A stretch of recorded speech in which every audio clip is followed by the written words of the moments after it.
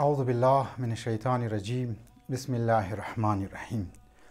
عزیزان محترم، فتنه های آخر زمان بسیار سخت و بسیار طاقت فرسا هسته و بسیار از انسان ها در آخر زمان غلبیل مشنه، بسیار از افرادها از دین دور مشه، بسیار از انسان ها زیر پرچم شیطان موره و زیر پرچم ولایت بور مشه و بیرون مشنه.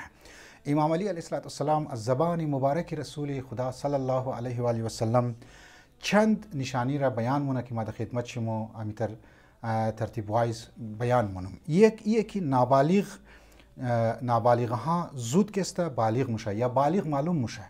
امکان داره که این نشانی یا این فتنه ای که در آخر زمان نابالغا بالغ معلوم مشه از خاطر ویدیوز غلط، از خاطر غیر شرعی فیلم ها اینها زود بالغ شونه و در امزو جنسی بیراروی گرفتار شونه که ما قبلا هم در خدمت شما در واریزی گفتم. دو، جوان ها زودتر پیر میشه. یعنی یکی از نشانی ها، یکی از فتنه های آخر زمانیه که جوان ها پیر میشه، دیپریشن زیاد است، مشکلات زیاد است و جنگ و جدل ها زیاد است. جوان ها زود پیر میشه، مشکلات خانوادگی جوان ها را پیر مونه.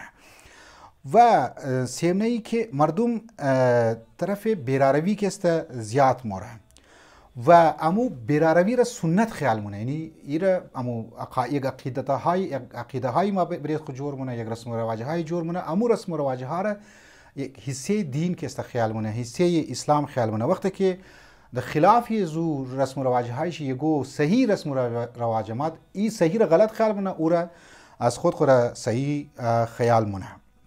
لذا از من در آخر زمان چهارمه چیز که در مایه رسول خدا گفته و امام علی زبان رسول خدا نقل مونه، بلاها و مشکلات و مسائلها مسلسل که استمایه، اسیر زیاد میشه، مردم ها بیگناه به زندان که استموره. این هم نشانی های آخر زمان است و فتنه های آخر زمان است.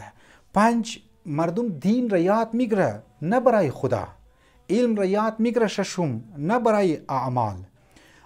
دین را افتوم آخرنیشیه که کارهای آخرتی را انجام میده، لیکن برای ازی که دنیایشی جور شونه، برای ازی که دنیا در مقاصد دنیوی خو بیرسه، در فایده های دنیوی خو بیرسه.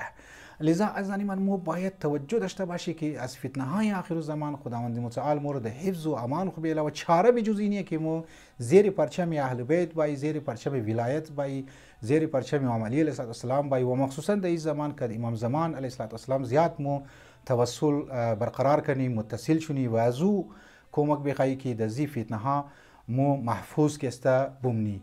والسلام علیکم و رحمت الله و برکاته.